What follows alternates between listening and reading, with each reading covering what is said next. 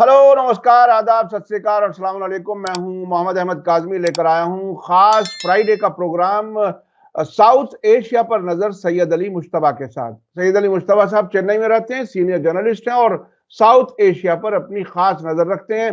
आपके मुसलसल वहां इन मुल्कों में जर्नलिस्ट के साथ और दूसरे पॉलिटिकल लोगों के साथ, सोशल एक्टिविस्ट के साथ राब्ते रहते हैं और बहुत सी वो खबरें जो उन मुल्कों के मीडिया में भी नहीं होती, वो आपके पास आती हैं और हमारे इस प्रोग्राम में वो शेयर करते हैं। आप लोग उनका ये प्रोग्राम हर फ्राइडे को काफी पसंद करते हैं। इसमें हमारी कोशिश ये रहती है कि भारत के नजदीकी मुल्क, नजदीक आसपास के जो मुल्क हैं साउथ एशिया के, उन पर भी नजर रखी जाए ताकि दुनिया को और बेहतर समझा जा सके। आज हम सैयद अली मुश्तबा साहब के साथ जो बात करने वाले हैं वो सबसे अहम पाकिस्तान की है।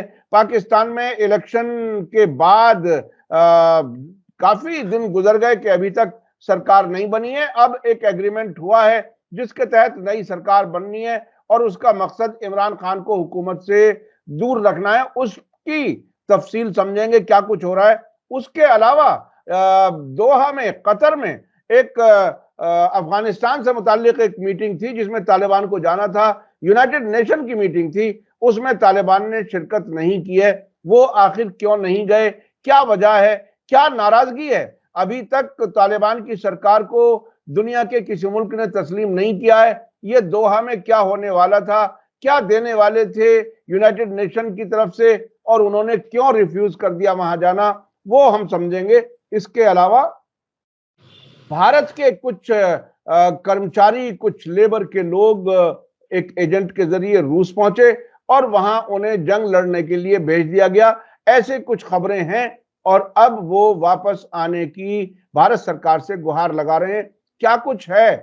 क्या यूक्रेन जंग में भारत के लोग भी कहीं हिस्सा ले रहे हैं? पिछले दिनों एक खबर आई थी कि नेपाल से भी कुछ लड़के जा रहे हैं नौकरी के लिए, शायद वहां की आर्मी में काम करेंगे।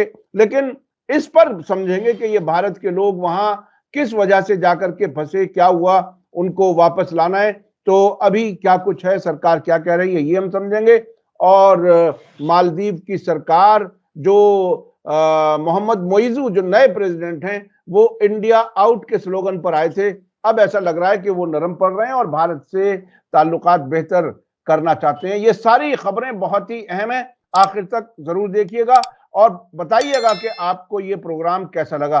सैयद अली मुश्तबा साहब, वेलकम है आपका। आप बताइए कि पाकिस्तान में जहां अमेरिका के खिलाफ आवाज ऊंची करने पर इमरान खान को सरकार से बाहर किया गया, जेल भेजा गया, इलेक्शन हुआ, इलेक्शन में पार्टी का सिंबल और सब कुछ छीन लिया गया, उसके बाद भी इमरान खान के सपोर्ट वाले कैंडिडेट्स की तादाद काफी जीत करके आई, लेकिन सरकार अब भी किसी और की बन रही है। क्या कुछ है वहां की, ये जनतंत्र, जो रिपब्लिक, जो डेमोक्रेसी है, वहां क्या हाल है?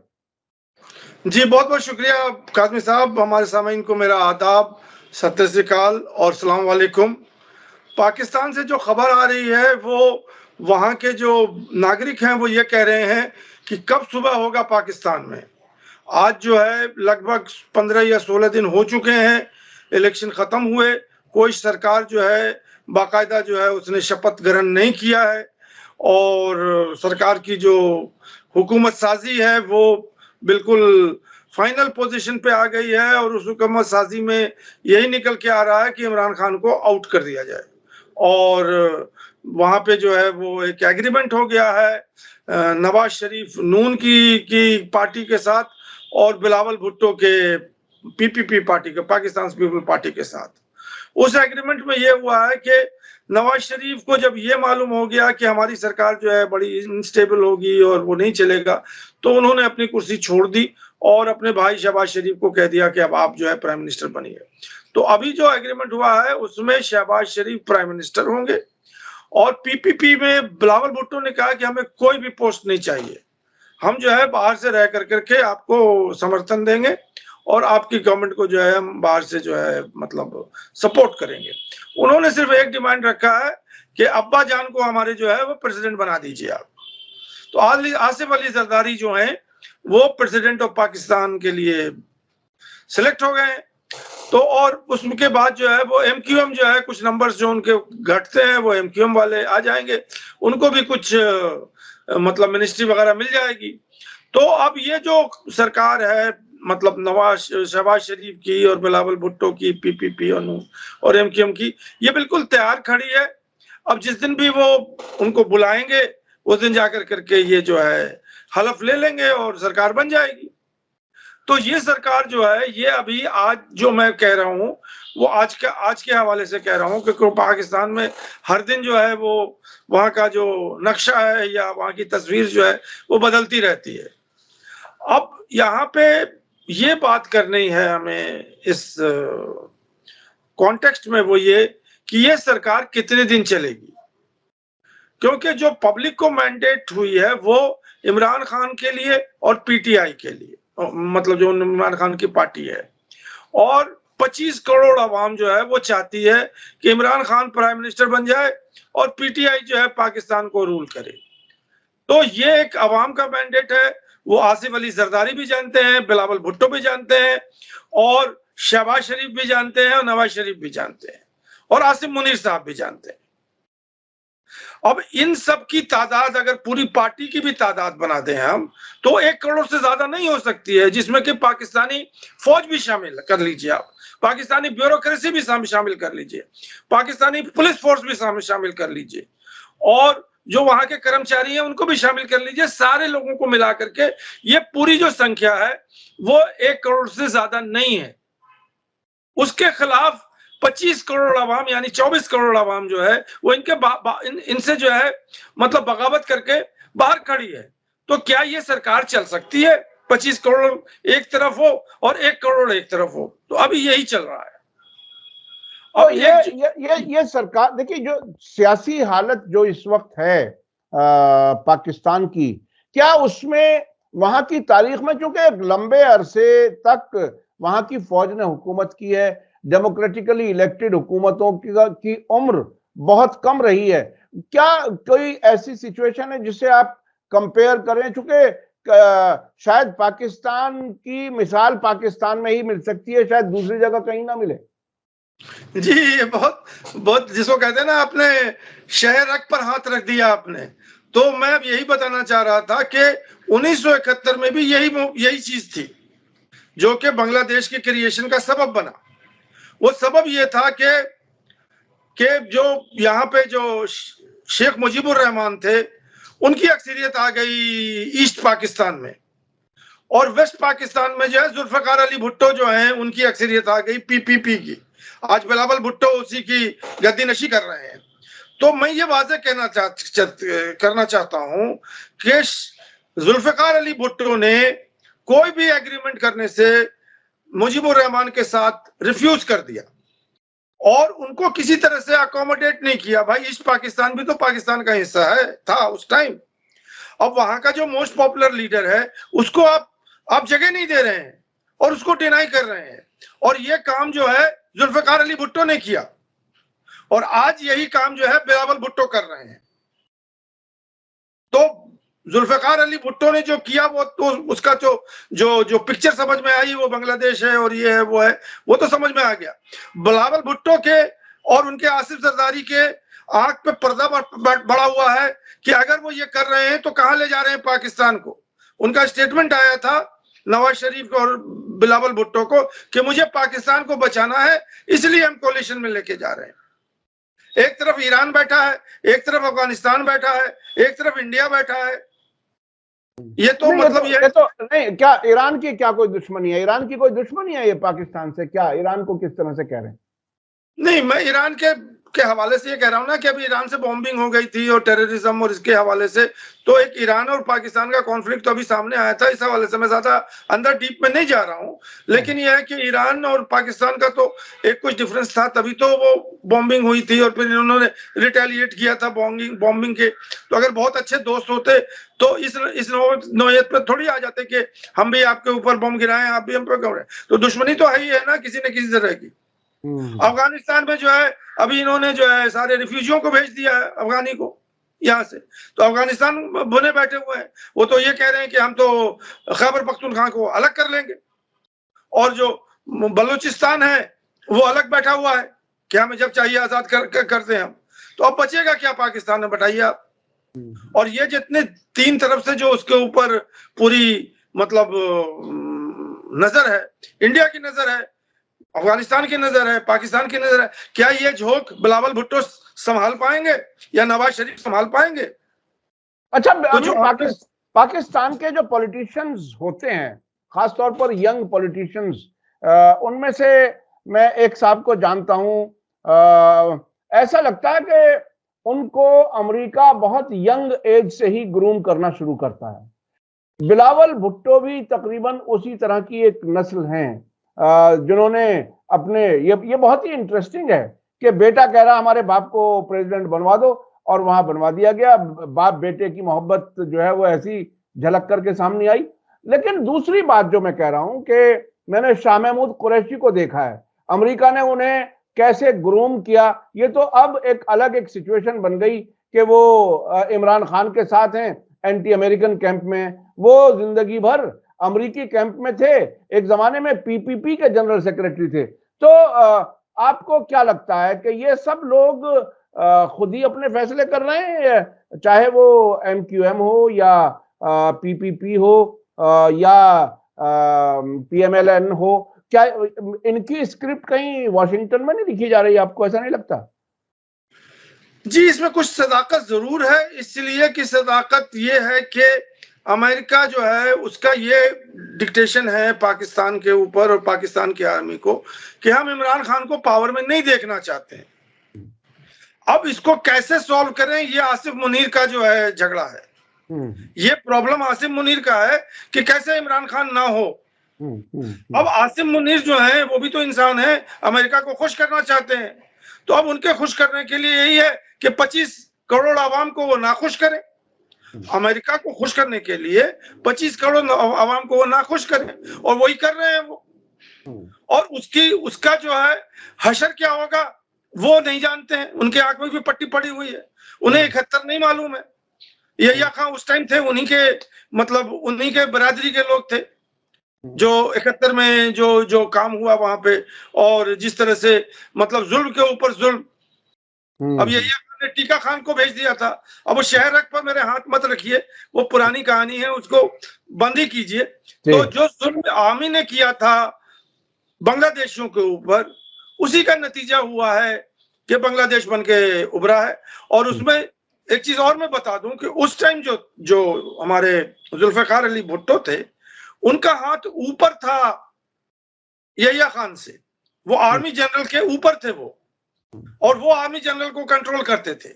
आज सूरत हाल बिल्कुल बदल गई है। इमरान खान ने भी कहा कि वो बाजवा साहब जो है हमको कंट्रोल कर रहे थे, और आज तो आप देख रही हैं आज के डेट में कि वो आसिफ मुनीर जो है वो पाकिस्तान को कंट्रोल कर रहे हैं। तो मेरा जो इस पे प्रिस्क्रिप्शन है कि ये सब झगड़े कराने की क्या जरूरत है, बहुत आसान काम है। एक नेशनल इमरजेंसी डिक्लेयर कर दीजिए, जैसे इंदिरा गांधी ने यहाँ किया था। आसिफ मुनीर जो है वो बादशाह वक्त बन जाए, मामला खत्म। इमरान खान भी चले जाएंगे, आवाम भी जो है सेटिस्फाई हो जाएगी। तो ये तो एक समझ लीजिए कि एक गलती को छिपाने के लिए दूसरी गलती, दूसरी गलती को तीसरी गलती, वो वहीं पहुंच जाएंगे 71 में। अच्छा, मुझे याद आ रहा है, वो तकरीबन हमारे बचपन का दौर था जब जुल्फिकार अली भुट्टो को फांसी लगी थी। उस जमाने में बाकायदा बाजार में नॉवल की, जिस तरह से नॉवल बिकते हैं, उस तरह से जुल्फिकार अली भुट्टो की कहानी छपती थी और लोग पढ़ते थे। पुरानी दिल्ली का हमें याद है, उर्दू बाजार में जुल्फिकार भुट्टो की बाकायदा पूरी कहानी की वो थी। तो क्या उस वक्त भारत का जो एस्टेब्लिशमेंट था उसका जुल्फिकार अली भुट्टो के साथ कुछ खास हमदर्दी थी कि उसकी हमदर्दी में यहाँ किताबें भी छपती थी? थोड़ा सा मुझे बताइए, क्योंकि मुझे याद आ गया तो मैं सोचता हूँ उसको भी समझ लिया जाए। नहीं, अब ये भारत और पाकिस्तान के भारत और तो पाकिस्तान का जो रिलेशनशिप है, ये उसमें हम लोग बात करेंगे कि उसमें क्या है। अभी हम लोग हुकूमत साजी की बात कर लें जो मेरे समझ में। और वैसे जो आपका सवाल है वो मैं उसके जवाब देने के मतलब नाअहल हूं कि उसका मैं जवाब दूं, क्योंकि उस टाइम इंडिया और पाकिस्तान की क्या रिलेशनशिप थी वो मैं उस पर तबसरा नहीं कर जी सकता हूँ। जी लेकिन अभी जो हुकूमत साजी है वो यही है कि 100 से ऊपर जो है मतलब पीटीआई के या इमरान खान के जो है एमपी हैं, और जिनके 75 हैं, जिनके 55 हैं, वो सरकार बना रहे हैं। जिनके जो मेजोरिटी में है उसको वो सरकार बनने नहीं देते। तो अभी एक और खबर इसी हवाले से आपको बता दूं, क्योंकि हम लोग पाकिस्तान की चर्चा कर रहे हैं, कि अभी जो बैरिस्टर गौहर हैं और उनके जो अभी उन्होंने एक पीटीआई ने एक प्राइम मिनिस्टर कैंडिडेट का भी नाम दे दिया है, अनाउंस कर दिया है। वो अयूब है कोई, जो कि पीटीआई अगर पावर बनाएगी तो वो प्राइम मिनिस्टर बनेंगे, इमरान खान के लिए मतलब रास्ता हमवार करेंगे।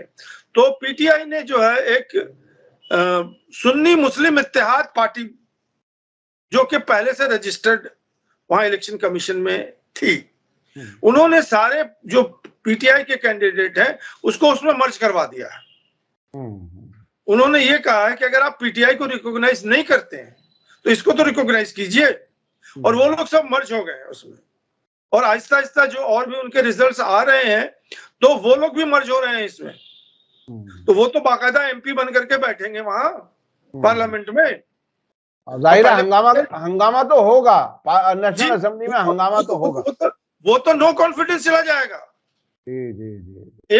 100 अगर से ऊपर अगर एमपी अगर होंगे तो शहबाज शरीफ की तो नो कॉन्फिडेंस आ जाएगी। ये तो सिंपल सी चीज है, जो उसके लिए हमें शहबाज शरीफ नहीं बनना है, नवाज शरीफ नहीं बनना है, या बिलावल भुट्टो नहीं बनना है। अगर आपकी संख्या ज्यादा है पार्लियामेंट के अंदर तो आप तो एक दिन में नो कॉन्फिडेंस लेके आएंगे, तो कितने दिन चलेगी वो सरकार।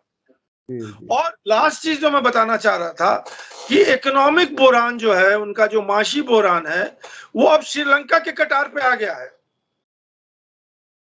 उसी लेवल पे आ गया है कि अब लोगों को रोटी के लिए, पेट्रोल के लिए और इन सारी चीजों के लिए 300-300 रुपए लीटर जो है पेट्रोल बिक रहा है, और इन्फ्लेशन की ये हालत है। तो अब पब्लिक क्या करेगी? वो तो फिर रोड पे आकर के बिलावल भुट्टो के घर में घुस जाएगी, और जैसे श्रीलंका में किया पार्लियामेंट में घुस जाएगी।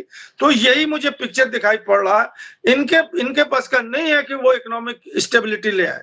इमरान खान को संभालना तो अलग चीज है, वो भी उनको संभालना पड़ेगा, क्योंकि वो ऑपोजिशन है, और वो ऑपोजिशन अगर वो आ जाएंगे इनके इस पे तो बहुत ही मतलब कहने का मतलब यह है कि बड़ा बहरान है, बड़ा क्राइसिस है। उससे निकलना जो है वो पाकिस्तान के लिए एक बड़ा सवाल बनता जा रहा है, और उसमें अमेरिका बहादुर की दखलंदाजी ने और मुल्क को एक तरह से क्राइसिस में धकेल दिया। अच्छा, मैं अब चलना चाहता हूं अफगानिस्तान। ये तालिबान क्यों नहीं गए दोहा मीटिंग में? यूनाइटेड नेशन की मीटिंग का क्या एजेंडा क्या था, क्या कुछ है, थोड़ा सा उसके सिलसिले में बताइए, क्योंकि हमने पिछली बार उसका जिक्र किया था। अब मीटिंग में क्या कुछ हुआ? देखिए, यहाँ ये जो दोहा में मीटिंग हुआ था, ये यूनाइटेड नेशन ने बुलाया था ये मीटिंग, और सिर्फ तालिबान को नहीं बल्कि जितने डोनर्स कंट्री हैं, जितने एम्बेसडर्स हैं, वो और सारे जो स्टेक होल्डर्स हैं, जो पैसे दे रहे हैं, वो तरह तरह के जो लोग हैं अफगानिस्तान से रिलेटेड। पहले भी एक कॉन्फ्रेंस यूनाइटेड नेशन ने बुलाई थी, और जब ये बुलाने से पहले ये अफवाह गर्म थी कि शायद यूनाइटेड नेशन तालिबान को रिकॉग्नाइज कर ले एज अ लेजिटिमेट गवर्नमेंट। तो इस एक्सपेक्टेशन के साथ दोहा मीटिंग हुई, जिसमें तालिबान ने शर्त रखे कि मैं इस मीटिंग में तभी जाऊंगा जब ये हमारे 3-4 शर्त उन्होंने रखे। जो पहला शर्त उनका ये था कि तालिबान के अलावा अफगानिस्तान से कोई रिप्रेजेंटेटिव नहीं जाएगा दोहा इन ऑफिशियल कैपेसिटी। इनका कहने का मतलब ये था कि जो नदर्न अलायंस में लोग हैं वो कोई नहीं है, शिया, हजारा, उज्बेक और जो अलग नेशनलिटी हैं, ये अफगान से के नुमाइंदे नहीं हैं, हम ही नुमाइंदे हैं, सोल स्पोक्समैन ऑफ अफगानिस्तान। अगर आप हमें रिकॉग्नाइज करते हैं तो मैं आ सकता हूं आपकी मीटिंग में। तो पहली तो बात ये थी उनकी। दूसरी बात जो फंसी थी कि यूनाइटेड नेशन ने कहा था कि हम लोग जो है मिल करके जितने भी स्टेक होल्डर्स हैं, एक एम्बेसडर लेवल का या मतलब एक वो अपॉइंट करेंगे जिसको काबुल में रहना होगा, हमारा अपॉइंटी, मतलब यूनाइटेड नेशन का अपॉइंटी। वो तालिबान ने कहा कि वो इंसान, वो बंदा, वो हमारा बंदा होगा, मैं आपके अपॉइंटी को नहीं मानता हूं। तो ये दूसरी बात जो है उनकी फंसी वहां जाके। तीसरी बात उनका ये कहना था कि विमेन रिप्रेजेंटेटिव और वो जो हंगामा उनका चल रहा है उस पर तालिबान ने कहा कि ये विमेन रिप्रेजेंटेशन और ये सब जो है ये अफगानिस्तान का इंटरनल मैटर है। हम अमेरिका की औरतों के ऊपर हम कोई तनकीद करते हैं या उनकी कोई सराहना करते हैं, तो आप हमारी औरतों के कौन हैं जो हमारी औरतों के ऊपर आप जो है वो बुर्का पहनती हैं, तो इस पर आपको प्रॉब्लम हो रहा है। तो इन तीनों बातों पे जो है वो मामला फंस गया और जो वो एंटोनियो गुटरेस हैं उन्होंने ये कहा कि United nation will not be dictated bye Taliban. Taliban हमको जो है वो डिक्टेट नहीं कर सकता कि वो क्या चाहेंगे वो हम चाहें। तो इसी बात पे जो है बात फंस गई वहां पे और तालिबान ने बहुत कड़ा रुख ये किया और वो वहां नहीं गए।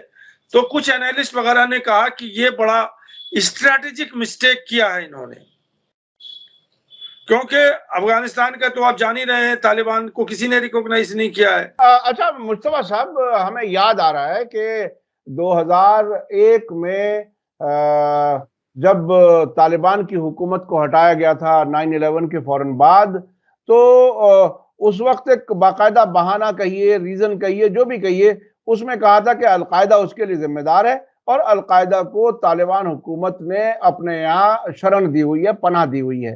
तो इस बहाने से वो हमला किया और हुकूमत गिरा दी गई। अब तो ना तो कोई ऑल्टरनेट कोई ताकत नजर आ रही है। तालिबान इस हद तक तो ठीक है कि हमारे अलावा काबुल को कोई कंट्रोल नहीं करता, बल्कि पंजशीर का जो शेर था उसको भी खामोश उन्होंने कर दिया है। तो ये अब कौन सा इतना बड़ा बहाना अमेरिका कोई पैदा करने के लिए मजबूर होगा? कोई 9/11 कराए, कोई कुछ क्या कराए कि तालिबान को फिर उखाड़ करके फेंके? क्या है ये एक ऐसा विशेष सर्कल है कि अमेरिका खुद ही तालिबान को लाता है, फिर खुद ही हटाता है, फिर दूसरे को लाता है, फिर तालिबान को लाता है। तो ये कहानी कब तक रिपीट होगी, कैसे होगा, क्या कुछ लगता है आपको? देखिए, अगर इसमें अंदर की बात कहें और मैं एज ए इंटरनेशनल रिलेशन का तालिब इल्म होने के जर्नलिस्ट के अलावा, मतलब अगर मैं इंटरनेशनल रिलेशन को यूज करूं तो ये एक पोस्चरिंग चल रहा है, पोस्चरिंग बाय तालिबान कि आप क्या कर लोगे, जिसको देशी भाषा में क्या कहते हैं कि क्या उखाड़ लोगे आप। हाँ। ये तालिबान ने मैसेज दिया है यूनाइटेड नेशन को, उखाड़ सकते हो तो उखाड़ लो, हमें उखाड़ सकते हो तो उखाड़ लो आप। यही तो सीधा मैसेज है, हम नहीं जाएंगे, या तो जो मैं बात कर रहा हूं वो बात मान लो आप। तो अब यहाँ पे ये पूरी चुनौती दे दी है तालिबान ने यूनाइटेड नेशन को कि आप कुछ नहीं कर सकते हो और जो हम चाहेंगे वही होगा।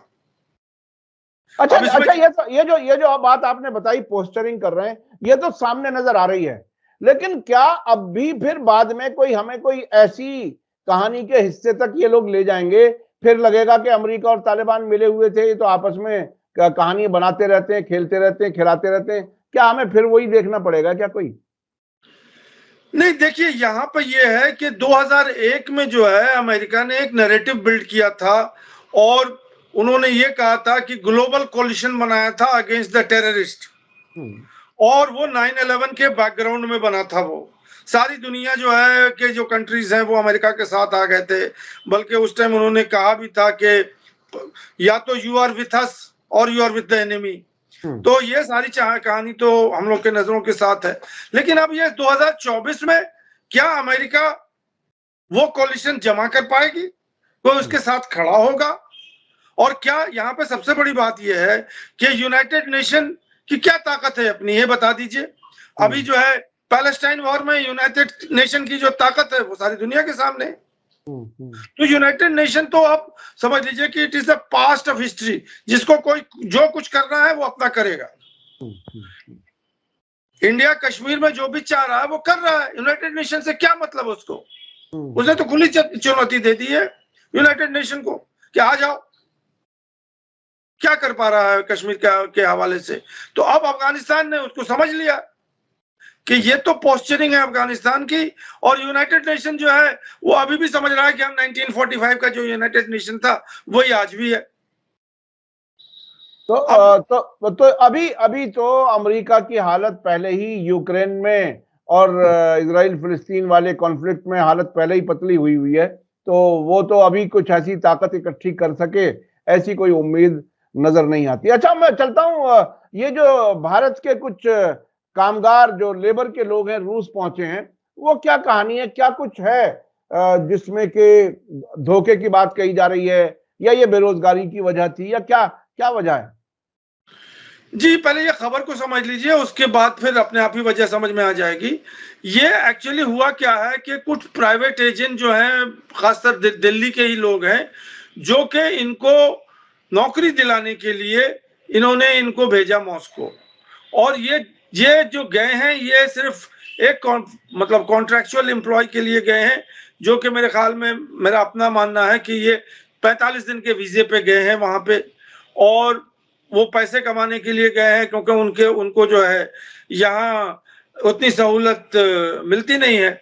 और ये जो लेके गए हैं, जो इनको कहा गया है कि आप सपोर्ट स्टाफ होंगे, आई मीन रशियन आर्मी के, मतलब उनके सपोर्ट स्टाफ का मतलब उसमें लिखा हुआ है या शायद कॉन्ट्रैक्ट में है कि आप उनके कपड़े धोएंगे आर्मी के, उनके जूते साफ करेंगे, उनके लिए खाना बनाएंगे, और इसी तरह की चीज जो है कुछ उनके बिस्तर लगाएंगे। तो इस तरह के हवाले से उनको यहां से ले जाया गया। अब जो वहां पहुंचे तो रशियन जो लोग थे, उन्होंने बाकायदा इसकी उसका जो है वो सपोर्ट स्टाफ नहीं थे, उनको जो है मिलिट्री ट्रेनिंग दी गई एक हफ्ते या 15 दिन के अंदर।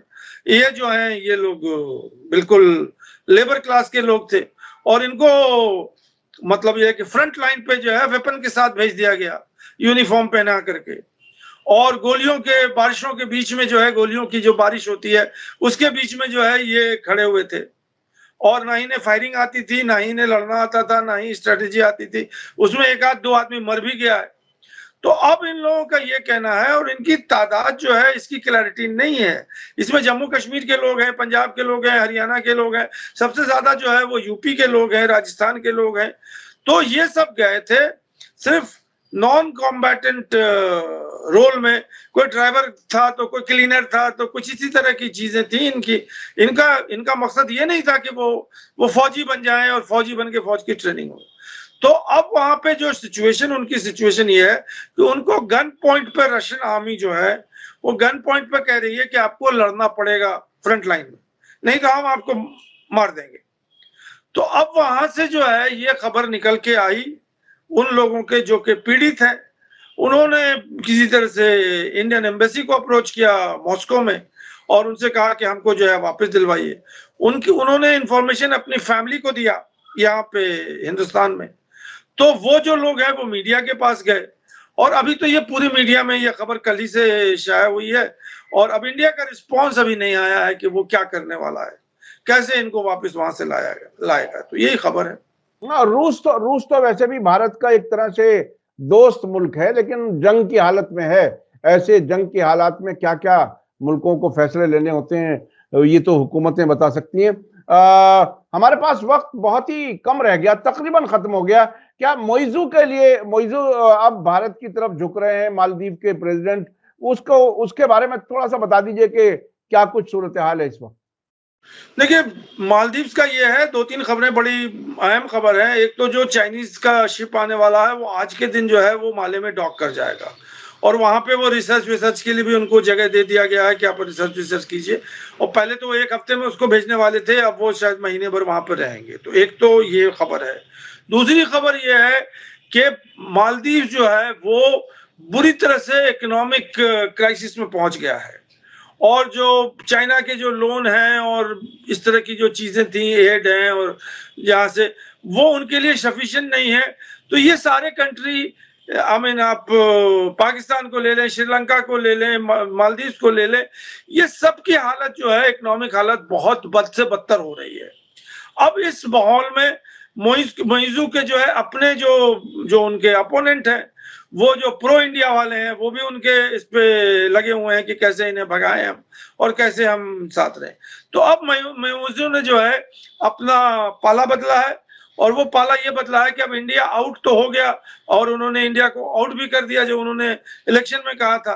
तो अब इंडिया की जो है वो आर्मी नहीं जाएगी, कोई टेक्निकल टीम चली जाएगी, तो उनकी भी टोपी बच गई, इंडिया की भी टोपी बच गई, तो वो तो हो गया।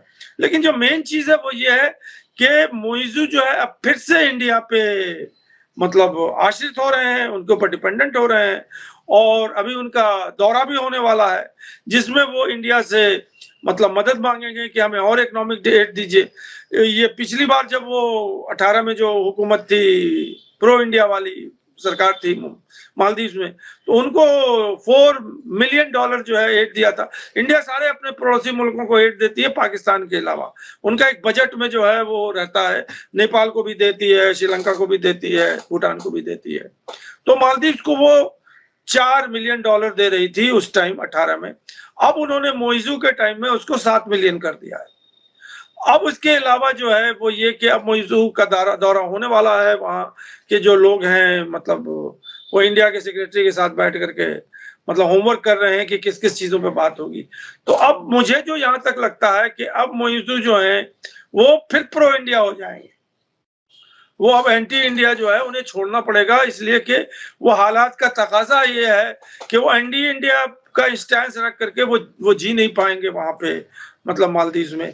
तो अब उन्हें दोस्ती और कोऑपरेशन और म्यूचुअल फ्रेंडशिप और पीस, यही इसी का नारा होने लगा। वो सब करना होगा, ताकि वैसे भी इस इलाके का भारत जो है वो बड़ा मुल्क है और पड़ोस में ताल्लुकात बेहतर रहें, वो मैं समझता हूँ हर हुकूमत ऐसा चाहती है। लेकिन कभी कभी जो इलेक्शन के कंपल्जन्स होते हैं, मैं समझता हूँ उसकी वजह से भी बहुत से पॉलिटिशियंस इस किस्म की बातें करते हैं। बहुत बहुत शुक्रिया सैयद अली मुश्तबा साहब, आपने काफी तफसील से खास तौर पर पाकिस्तान के हालात बताए और तालिबान और यूनाइटेड नेशन के बीच में क्या टकराव है, क्या कुछ पक रहा है अंदर अंदर, वो आपने बताया। और भारत के जो कामगार रूस में फंसे हैं, जिनको जंग के मैदान में उतार दिया है, उनकी क्या मुश्किल है, और मोइजू फिर से भारत के साथ दोस्ती चाह रहे हैं, ये आपने बताया। बहुत बहुत शुक्रिया आप लोग। मैं अपने दर्शकों से कहना चाहूंगा कि आप लोगों को ये प्रोग्राम कैसा लगा कमेंट्स में जरूर लिखें और बताएं कि और क्या कुछ इसमें किया जा सकता है, और आपकी कोई राय मशवरा हो तो वो भी दें। बहुत बहुत शुक्रिया मुश्तबा साहब। इसी के साथ मुझे दीजिए इजाजत। धन्यवाद, शुक्रिया। जय भारत, जय हिंद। मीडिया स्टार वर्ल्ड के और वीडियो देखने के लिए हमारे चैनल को सब्सक्राइब करें और सीधे नोटिफिकेशन पाने के लिए बेल आइकन दबाएं। और अगर हमारी खबर सच्ची और अच्छी लगे तो अपने व्हाट्सएप, इंस्टाग्राम, फेसबुक और ट्विटर अकाउंट पर जरूर शेयर करें।